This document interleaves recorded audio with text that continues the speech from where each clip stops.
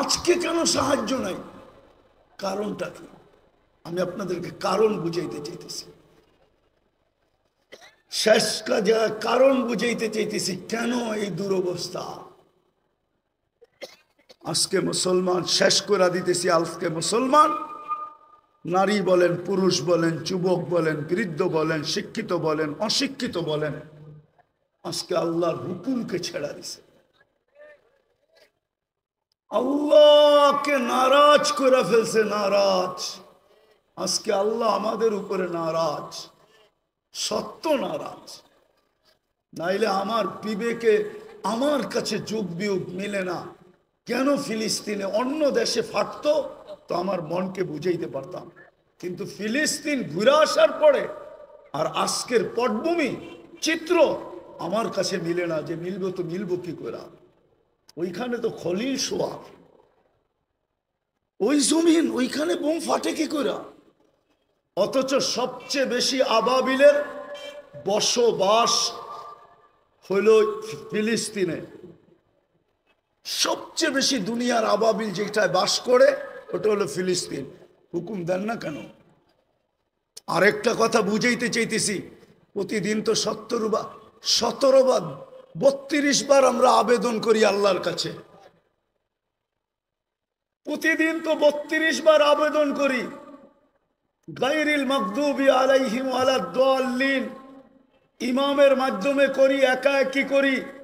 যখন ইমামের মাধ্যমে করি মাঝে মাঝে তো কিছু, আমি কারোর সাথে বিরোধ করতে চাইতেছি না, কিছু মসজিদ তো এরকমও আছে যে আমিন বইলা এত জোরে বলে যে ছাদও উড়া যাওয়ার আশঙ্কা হয়, ঠিক না? কিন্তু আমরা কি বলি? এটা আবেদন তো করি আল্লাহ দুইজনের হাত থেকে আমাদেরকে বাঁচান, কিন্তু ইহুদি নাসারা দুইজনের হাতেই তো আজকে আমরা সবচেয়ে বেশি নির্যাতিত। তাইলে আমাদের 32 বারের আবেদন যায় তো যায় কোথায়? আমাকে বুঝান। 32 বারের আবেদন আমাদের কোথায় গেল? আমরা যে সূরায়ে ফাতিহা পড়লাম আর জোরে আমিন বললাম আর আস্তে বললাম, আমাদের এই বলাটা কোথায় গেল? কেন কবুল হয় না? কবুল হইলে তো এই অবস্থা হওয়ার কথা না। যে অবস্থা আজকে দেখতেছি, মুসলমানকে নিয়ে সবাই খেলে, ঠিক না? ফকির হইলাম আমরা, আর টাকা বিদেশে পাচার হইয়া বড় লোক হইল ওরা। আপনি ভাবেন যারা নিয়ে গেছে ওরা বড় লোক হয়েছে? ইম্পসিবল।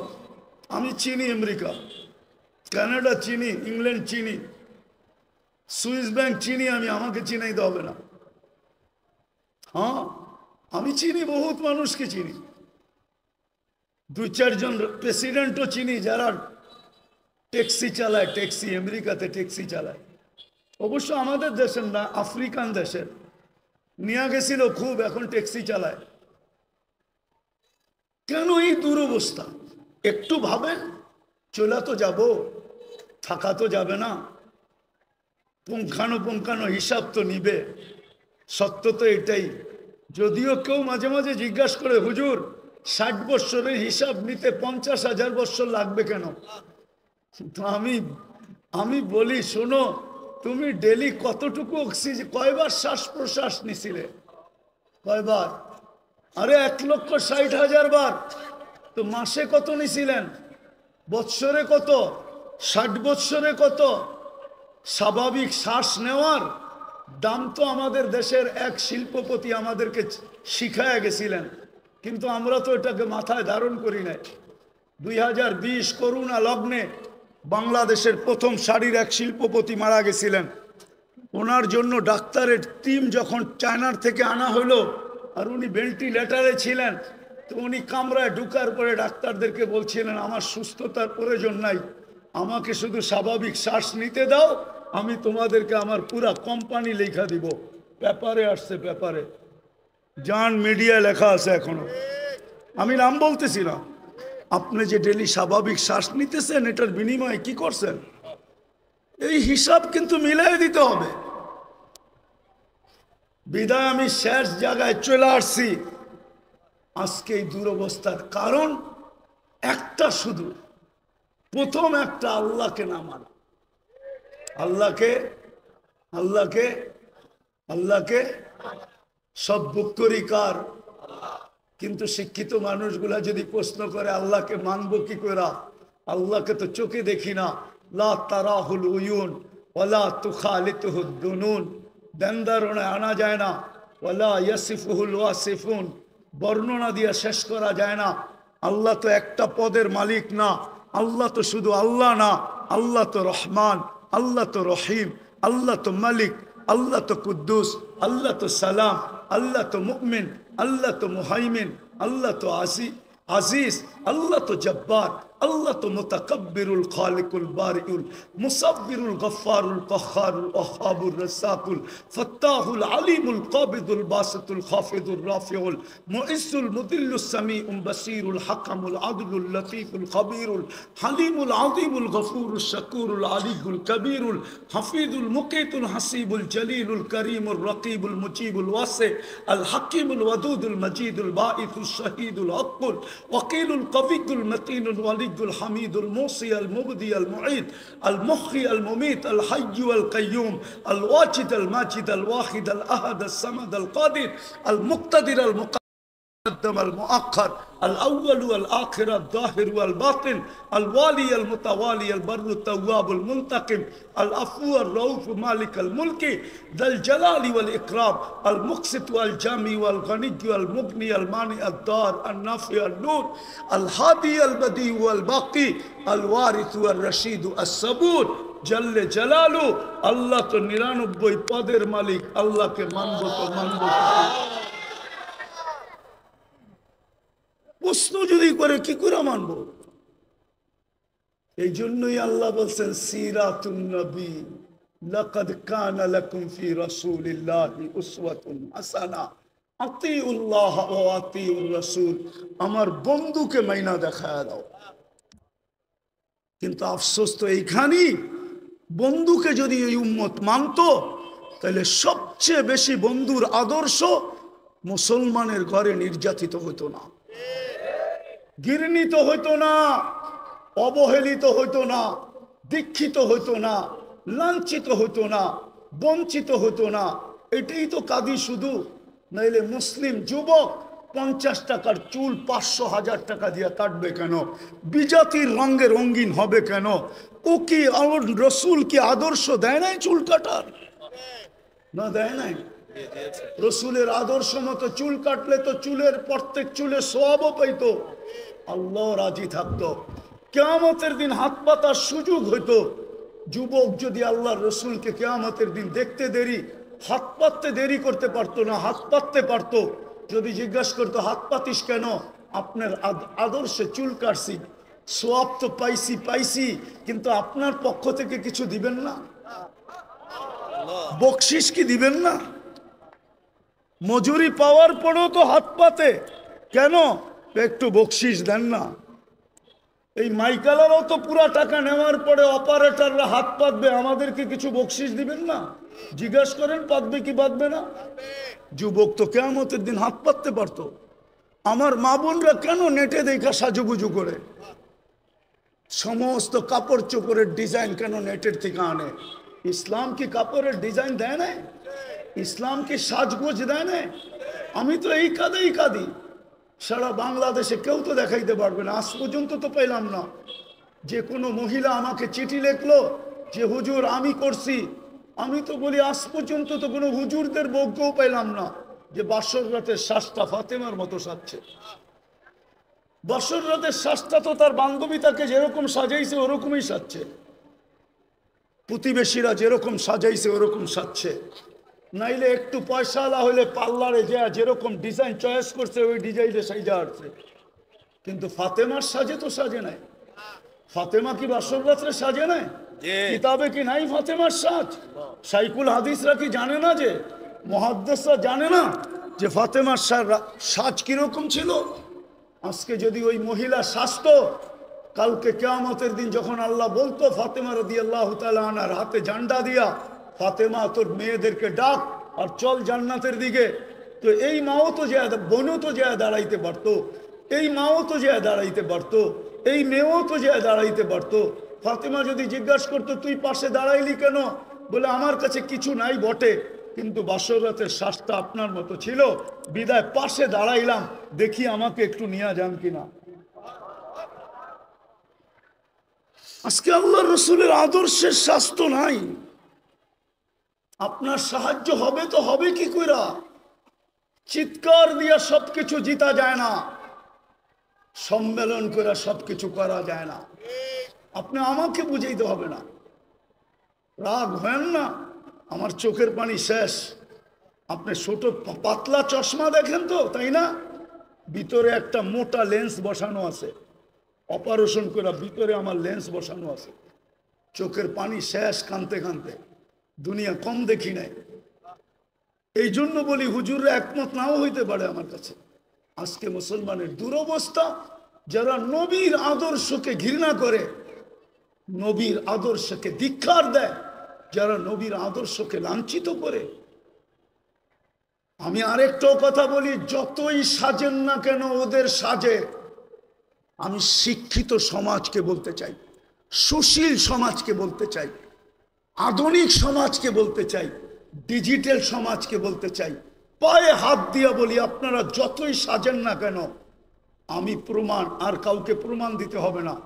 আমি বহুত জনকে বাংলাদেশের চিনি, যাদের সাথে আমার সফর হয়েছে।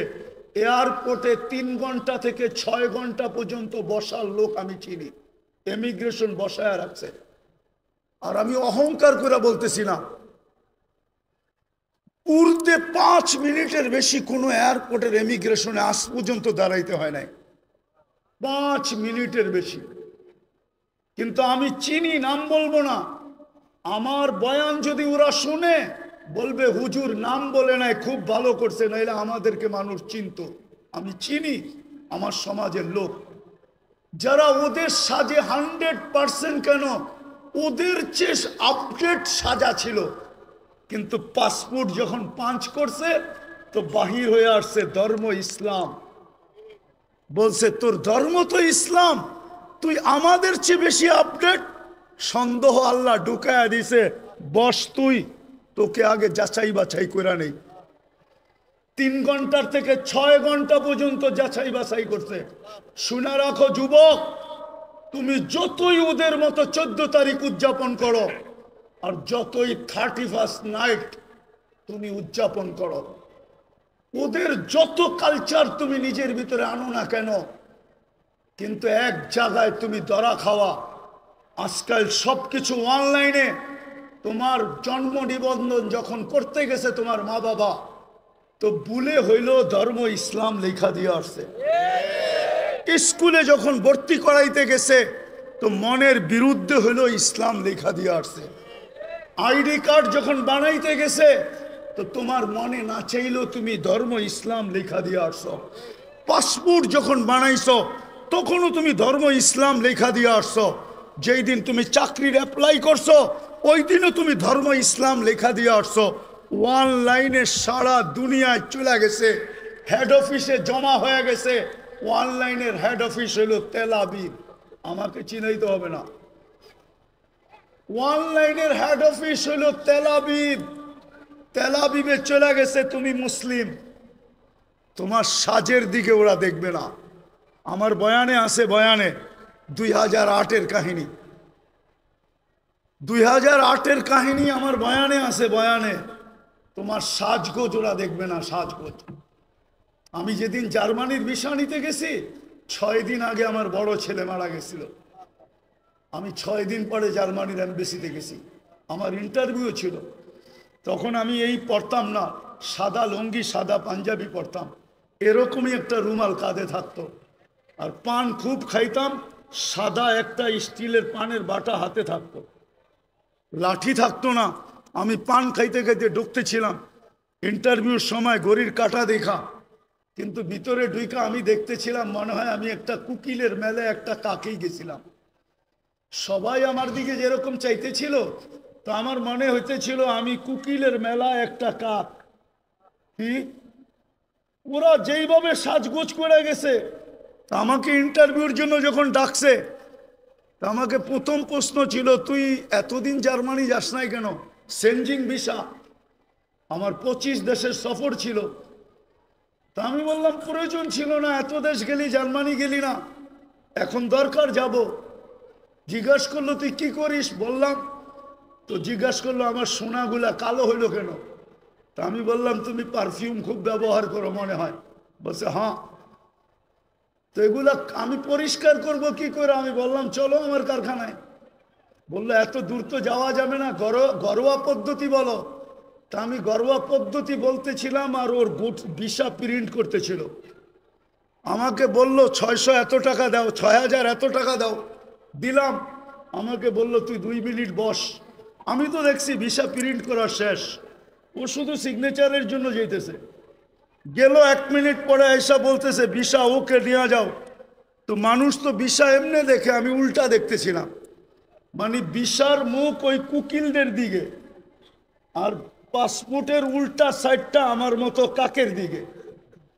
মানে আমার উদ্দেশ্যই ছিল যে দেখাই সাইজা গুইজা আসলেই ভিসা মিলে না, এই দেশের নিয়ম এরকম না। নাইলে আমার সমাজ, আমার যুবকরা 30 লাখ দিয়ে ইউরোপে কেন যাবে? শত যুবকের কবর কেন সাগরে হবে? আমি চিনি আমেরিকাতে যারা 50 লাখ টাকা দিয়ে মেক্সিকোর জঙ্গল দিয়া পার হয়েছে। একটা কাহিনী না, শত কাহিনী আমার এখানে আছে। বিদায় এই জন্যই বলতেছি, যতই সাজি না কেন, যেই সমাজকেই বলেন, যারাই বলে ওদের সাথে আমার চ্যালেঞ্জ, ও যতই সাজুক না কেন, যতই বিকেনি পড়ুক না কেন, 3/4 পড়ুক না কেন, ওদের সুরে কথা বলুক না কেন, টকশোতে বৈশা ইসলাম বিদ্বেষী প্রচার করুক না কেন, কিন্তু ওরা জানে এই লোকটা কাগজে কলমে মুসলমান। শুধু আমাদের থেকে কিছু নেওয়ার জন্য এরকম ভান ধরছে, নিজেকে সাজাইছে। ওরা কোনোদিন মনে প্রাণে আপনাকে মুসলমান, আপনাকে ওদের ভাবে না, ভাববে না, কোনো দিন না। বিদায় শেষ কথা, আসেন সিরাত এটাই আজকে দুরবস্থা, শুধু রসুলের আদর্শ ছাড়ার কারণে। সবকিছু বাদেই দিলাম, একটাই যদি ধরে রাখতো জাতি, আজকে 90% মুসলমান নামাজ পড়ে না। আমি তো বলি এই জাতি যদি 1 মাস নামাজ পড়তো, 1 মাস, উম্মতে মুসলিমা, উম্মতে মুহাম্মদী যদি 1 মাস 100% নামাজ পড়তো, আর 11 মাস যদি নাও পড়তো, আর আল্লাহ যদি জিজ্ঞাসা করতো তুই 11 মাস পড়িস না কেন? কেন, বৎসরে মাস কয়টা? তা আল্লাহ বলতো 12টা। 1 মাসই তো 70 মাস ছিল, 12 থেকে 12 বাদ দিয়া দেন, তারপরে তো আমার 58 মাসের ব্যালেন্স আছে, আমার কাছে বেশি আছে। কিন্তু রমজানেও তো 50% নামাজ পড়ে না, এখন তো 90% পড়ে না, না নারী, না পুরুষ, না যুবক, না বৃদ্ধ। আপনি সাহায্য চান কি করে? মাথা উঁচা করে দাঁড়াইতে চান কি করে? 3 বার তো আপনাকে নির্বাচিত করলেন মানুষ হিসাবে, মুসলমান হিসাবে, উম্মতে মুহাম্মদী হিসাবে, বাকিগুলা বললামই না। 3 বার তো আপনি আল্লাহর পক্ষ থেকে নির্বাচিত, 3 বারই তো কুদরতি হাতে নির্বাচিত। মানুষ তৈরি করছেন কুদরতি হাত দিয়া, মুসলমান হিসাবে নির্বাচিত করছেন সমগ্র মানুষের ভিতর থেকে কুদরতি হাত দিয়া, উম্মতে মুহাম্মদী হিসাবে নির্বাচিত করছেন কুদরতি হাত দিয়া। আপনি সাহায্য চান কি করে? আপনাকে সাহায্য করে তো করে কি করে? আপনার বিবেককে প্রশ্ন করেন, বলেন তো হুজুর আছে না, হুজুর থাকলে কি হবে? উম্মত, এটা হুজুর না উম্মত। হুজুরও কয় পার্সেন্ট হুজুর বলেন? আরে বলেন না, 200 কোটির ভিতরে কয়শো কোটি হুজুর? 300 কোটি? কয় পার্সেন্ট হুজুর? বাংলাদেশে কয় পার্সেন্ট হুজুর? সারা দুনিয়ায় কয় পার্সেন্ট মুসলমানের ভিতরে হুজুর? হুজুর দেখা, দাড়ি দেখা, টুপি দেখা, জুব্বার পাগড়ি দেখা 90% মুসলমান নামাজ পড়ে না। আপনাকে সাহায্য করে তো করে কি করে বলেন? অথচ 5 বেলা কে ডাকে? কে ডাকে? আরে জোরে বলেন। কোন আল্লাহ? 99 পদের মালিক আল্লাহ ডাকে। সামান্য একটু পদস্থ ব্যক্তি ডাকে সাড়া না দিলে হাত কড়ি পড়তে হয়, বেরি পড়তে হয়। আমি জানি, আমি জানি, আমি আমি কখনো মুখ খুলি না তো। আমার বললাম না আমি ঠান্ডা হুজুর, আমি জানি। আমি টঙ্গীর থেকে বয়ান করে বাহির হয়েছি, আমার গাড়িতে উঠবো, পিছের থেকে 2-3 জন আমাকে ধরছে, স্যার গাড়ি পাঠাইছে, আপনাকে এই রাত্রে যেতে হবে। কোথায়? জায়গার নাম বলছে, যেটা বাংলাদেশের এক কোনায়। স্যারের প্রোগ্রাম কালকে দুপুরে। আমি বললাম আমার 3টা মাদ্রাসার প্রোগ্রাম আছে। বলছে স্যার এত কিছু জানে না, গাড়ি পাঠাইছে, আমাদেরকে পাঠাইছে, সোজা গাড়িতে বসেন, বাসায় ফোন করেন, সসজ্জায় আপনাকে কালকে আবার গাড়ি দিয়ে ঢাকা পৌঁছায় দিব। আমি ওই ব্যক্তি, আমি চিনি। সামান্য একটু কথা না মানলে হাতকড়ি হয়, বেড়ি হয়, জেল জরিমানা হয়। ও ঢাকার মানুষ বলেন না ডেলি 90 ভাগ মুসলমান নামাজ পড়ে না, 5 বেলা আল্লাহ ডাকে, বুক করে কাটটা। ও যুবক, কাটটা বুক করে বলো না, ওই আল্লাহ ডাকে, তারপরও তো আসে না। আপনাকে যে এখনো বাঁচায় রাখছে, শুকরিয়া আদায় করেন। এই জন্যই তো ইহুদিরা একটা স্লোগান দেয় বর্তমানে। হিব্রু ভাষা তো বুঝেন না, শুধু চিৎকার দেন। ইহুদিদের একটা স্লোগান এখন চলতেছে, স্লোগান সারা দুনিয়ার ইহুদিদের, যেটা আমি আরবি ভাষায় বানায় নিয়ে আসছি।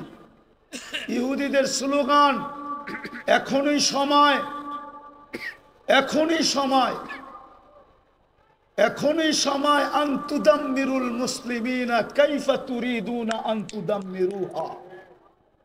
এখনই সুবর্ণ সুযোগ, যেমন মনে চায় মুসলমানদেরকে জমিনের সাথে মিশায় দাও, এখনই সুযোগ। আপনি বলবেন কেন? ওদের কিতাবে লেখা আছে যেই দিন ফজরের জামাত আর জুমার জামাত মুসলমানের সমান হবে, ওই দিন মুসলমানের বিজয়ের পালা শুরু হবে। ওরা শুধু আপনাদেরকে দেখে না, আপনাদের মসজিদের উপরও স্যাটেলাইট লাগায় রাখছে, সিসি ক্যামেরা লাগানো আছে। ওরা দেখে ফজরে কয়জন, জুমায় কয়জন। এই জন্যই ওরা চিৎকার দিতেছে এখনই সুবর্ণ সুযোগ। আরেকটা মনে উঠল, যদিও বলা উচিত না, আপনি সাহায্য চান কি করে? সৌদি আরবের মতো দেশে পোশাকের কি অ্যাডভার্টাইজ দিতে যায়, খোলা আকাশের নিচে খোলা মঞ্চে উলঙ্গ ডান্স দেখেন না? আপনি সাহায্য চান কি করে? বলেন কি করে চান? কি করে চান? যুবকদের পায়ে হাত দিই, সারা রাত্র আনলিমিটেড। হয়তো ঘরে ওয়াইফাই আছে, নাইলে প্রতিবেশীর পাসওয়ার্ড আছে, নাইলে বন্ধুদের হটস্পট আছে। আর যদি তাও না থাকে তো ঢাকা শহরে এই মধুবাগে পাওয়া যাবে, সারা রাত্র নেট বিক্রি করার জন্য ও সজাগ থাকে।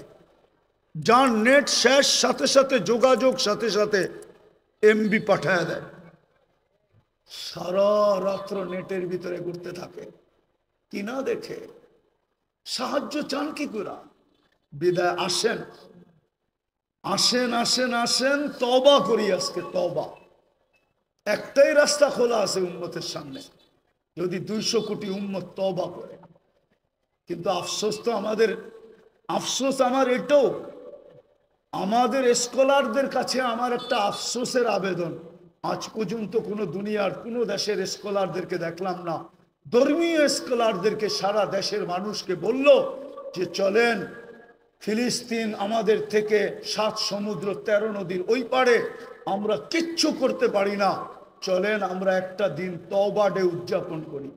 আজকের দিনে আমরা তওবা করব, অথবা আজকের দিনটা আমরা ওদের জন্য রোজা রাইখা ইবাদতের ভিতরে কাটায় আল্লাহর কাছে মেসেজ দিব, আল্লাহ 7 সমুদ্র 13 নদীর এই পারে আমরা না টাকা পাঠাইতে পারি, না পয়সা পাঠাইতে পারি, না ওদের জন্য কাপড় পাঠাইতে পারি, না খাদ্য পাঠাইতে পারি, আমরা কিছু করার ক্ষমতা রাখি না, আমরা যাইতেও পারবো না।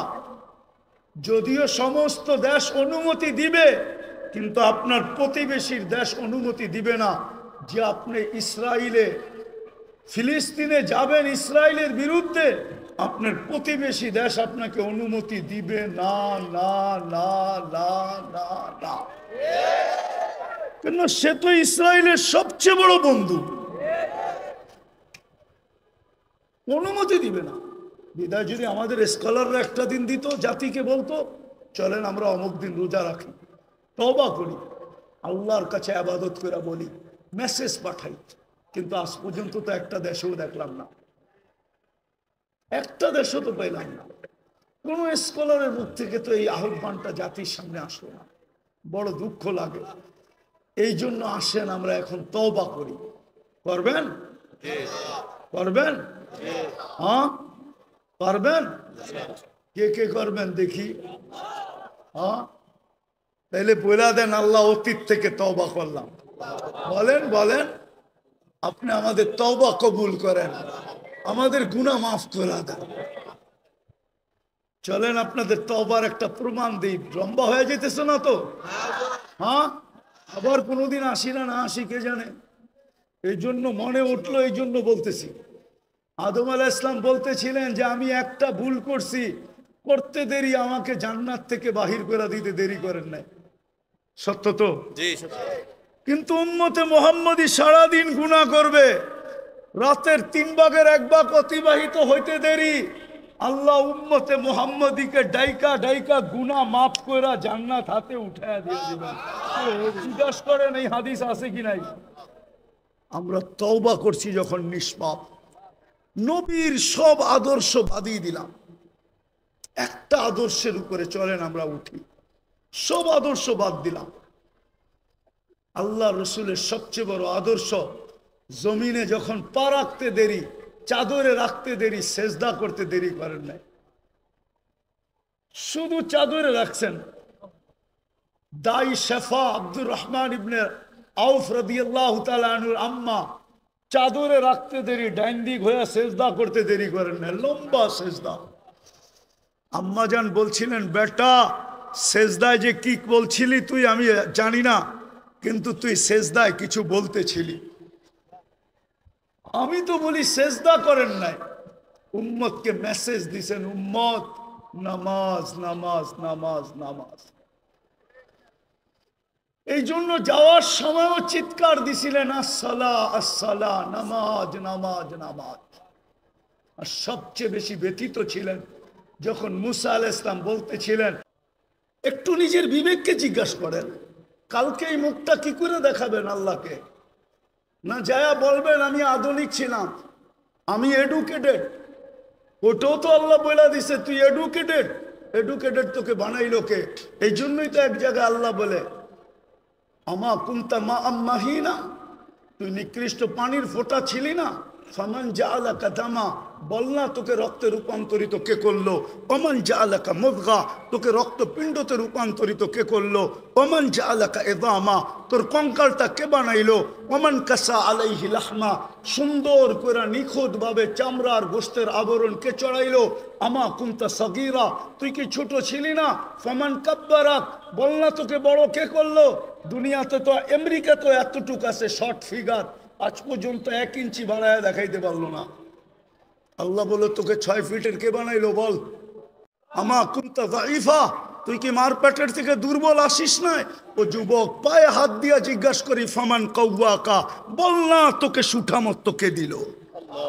আমা কুনতা জাহিলা, মার পেটের থেকে কি অজ্ঞ আসিস না? ফামান আল্লামাক, ও শিক্ষিত লোকগুলা তোমাদেরকে শিক্ষায় দীক্ষায় আলোকিত কে করলো? আজকে আল্লাহ ভুলে গেলে? উচিত তো ছিল গাছে ফল আসলে ঝুঁকবে, কিন্তু আমি তো দেখি আমার সমাজে শিক্ষিত লোক বেশিরভাগই, বড় পার্সেন্টেজ আমার সমাজে শিক্ষিত লোকগুলো আল্লাহর থেকে দূরে। আমি তো মাঝে মাঝে ভাইবা আমার যোগ বিয়োগ মিলে না, যে ডাক্তার বেনামাজি হয় কি করে? ও তো আল্লাহর কুদরত দেখে শরীরের ভিতরে, ঠিক না? কি বলেন? এর চেয়ে বড় কুদরত আর কি দেখাবো? চলেন একটা উদাহরণ দেই। মানুষের অঙ্গের ভিতরে দেখার মধ্যে সবচেয়ে ছোট অঙ্গ কোনটা বলতে পারেন? হ্যাঁ আরে বলেন না। চোখ। চোখ দেখার ভিতরে সবচেয়ে ছোট অঙ্গ চোখটা, ঠিক না? চোখের তুলনায় দেখতে নাকটা চোখের থেকে বড় মনে হয়, ঠিক না? কানটাও, ঠোঁট, হাত পাও তো আছেই, ঠিক না? সারা দুনিয়ার চোখের ডাক্তারকে যদি মধুবাগের ইমাম আর খতিব সমিতি যদি ডাইকা নিয়ে আসে এই মাঠে আর যদি জিজ্ঞাসা করে যে শত শত বৎসর চোখ নিয়ে গবেষণা, বলো এটা শেষ হবে কোথায়? তো সারা দুনিয়ার চোখের ডাক্তাররা একটা মুস্কি হাসি দিবে আর বলবে গবেষণা চলতেছে, এটা বলতে পারি, কিন্তু শেষ কোথায় হবে এটা দুনিয়ার কারো জানা নাই। এটার কিনারা কোথায় আমরা জানি না। এতটুক জায়গার ভিতরে যদি ফিট করতে পারে, এটি তো আল্লাহ বলে, এতটুক জায়গার ভিতরে এরকম টেকনোলজি ফিট, প্রযুক্তি ফিট, যেটার কিনারা নাই। 13 কোটি ক্যামেরা এক চোখে, 13 কোটি, 2 চোখে 26 কোটি ক্যামেরা, 26 কোটি। তার নিয়ে গেছেন পিছনে, প্রত্যেক ক্যামেরার জায়গা ব্যবহার করছেন 1.6 সেন্টিমিটার। 2 তারকে একসাথে লাগতে দেয় নাই, দিলে ফায়ার হবে, সব উল্টা দেখবে। ওই আল্লাহ জিজ্ঞেস করে কুনতা জাহিলা ফামান আল্লামাক, বল তুই তো অজ্ঞ আসছিলি, তোকে শিক্ষাকে দিল। আমা কুনতা মিসকিনা, তুই মার পেটের থেকে অসহায় আসিস নাই, নিশ্চয় আসিস নাই। ফামান আগনাকা, বল তোকে স্বয়ং সম্পূর্ণ কে করলো? আজকে 200 বার আল্লাহ বলে না। যাক, যেটা বুঝাইতেছিলাম, মুসলমানের এই দুরবস্থা কেন? ফিলিস্তিন নিয়ে শুরু হয়েছিল যে যুগ বিয়োগ তো মিলে না।